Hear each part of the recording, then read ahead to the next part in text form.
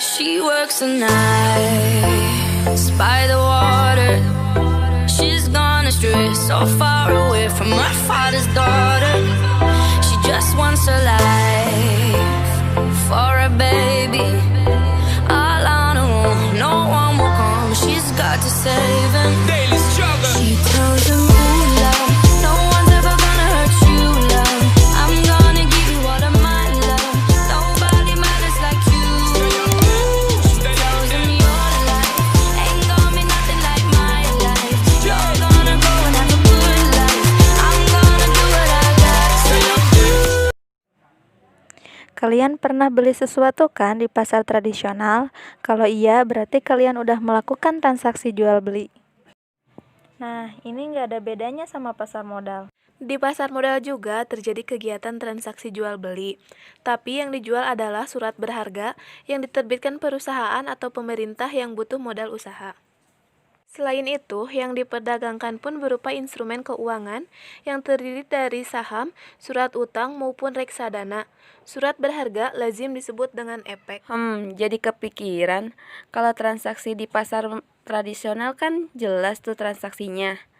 Langsung sama pedagang, ada pemasok dagangan, pengelola pasar, pihak keamanan, sampai yang ngatur dagangannya. Lah, kalau pasar modal? Nah, kalau kita sebagai investor mau transaksi jual beli efek, difasilitasi nih di bursa atau dikenal dengan PT Bursa Efek Indonesia. Perlu dicatat, kita tidak bisa melakukan transaksi secara langsung karena ada broker yang jadi pelantara.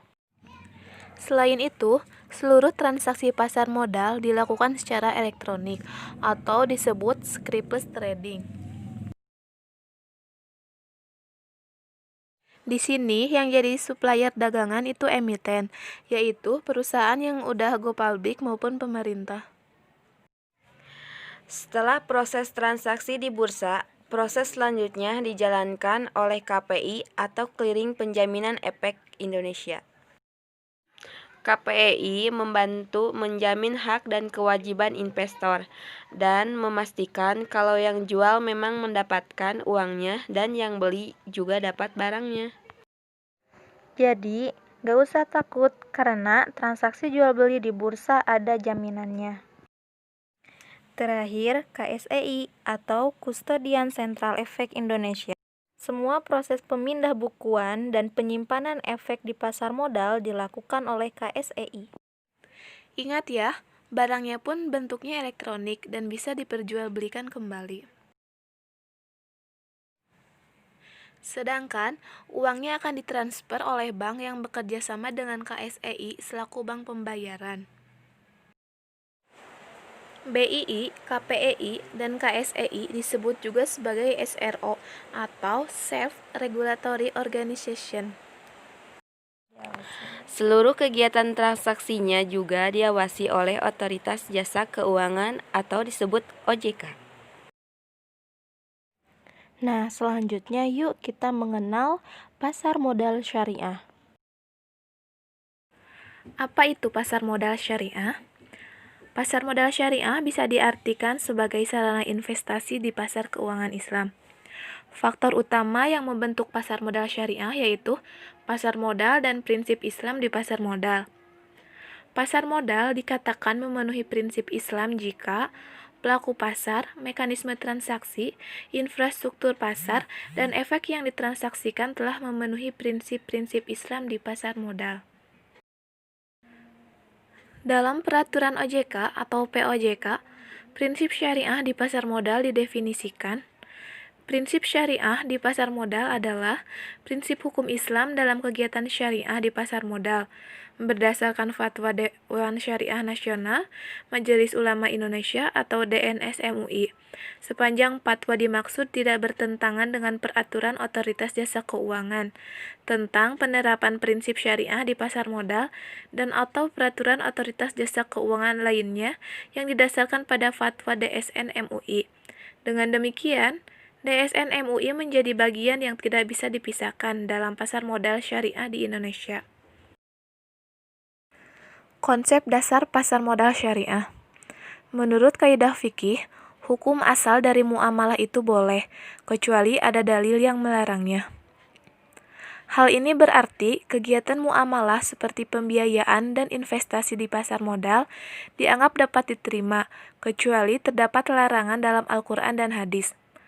Pada prinsipnya, kegiatan pembiayaan atau investasi keuangan, kegiatan yang dilakukan oleh pemilik harta atau investor terhadap pemilik usaha atau emiten untuk memberdayakan emiten dalam melakukan kegiatan usahanya dan investor berharap memperoleh manfaat tertentu. Dengan demikian, inti dari prinsip syariah dalam kegiatan ini pada dasarnya sama dengan kegiatan usaha lainnya, yakni kehalalan dan keadilan. Prinsip Islam di pasar modal. Pelarangan goror. Goror bisa diartikan sebagai ketidakjelasan atau ambiguitas. Goror juga bisa diartikan sebagai ketidakpastian suatu akad, baik kualitas, kuantitas, dan waktu penyerahan objek akad.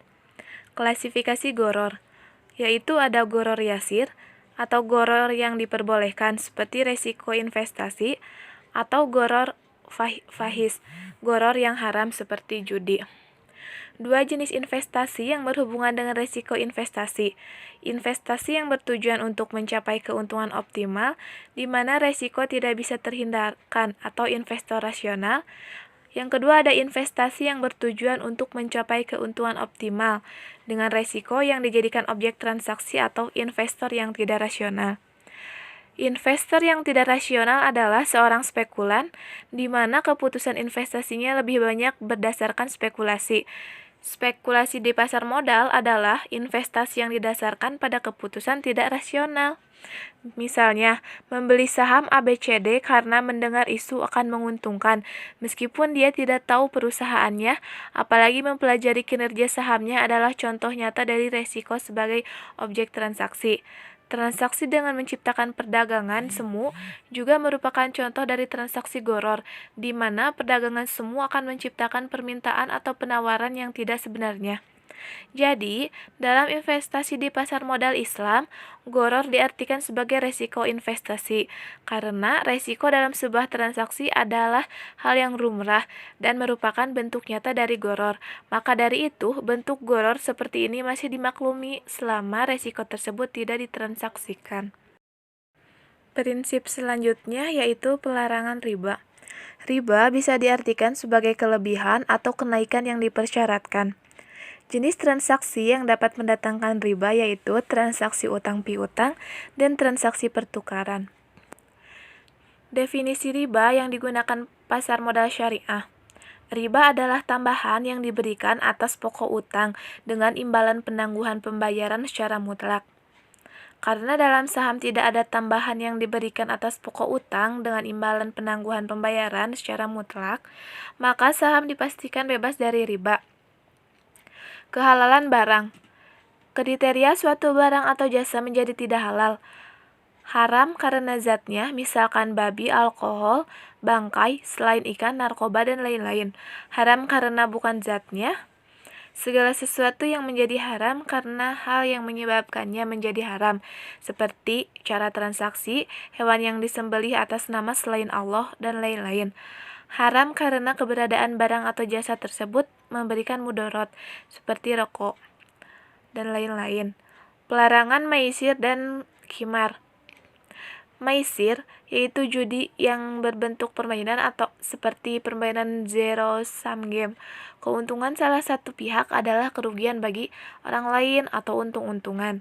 Khimar, judi yang berbentuk taruhan atau khimar bagian dari maisir. Investasi di bursa bukan termasuk judi, bukan termasuk maisir atau khimar. Investasi di pasar modal menggunakan akad jual beli dan bukan judi, di mana keuntungan penjual bukan dari kerugian pembeli, tidak terjadi transaksi zero sum game. Akad jual beli dan kerjasama di pasar modal syariah atau saham.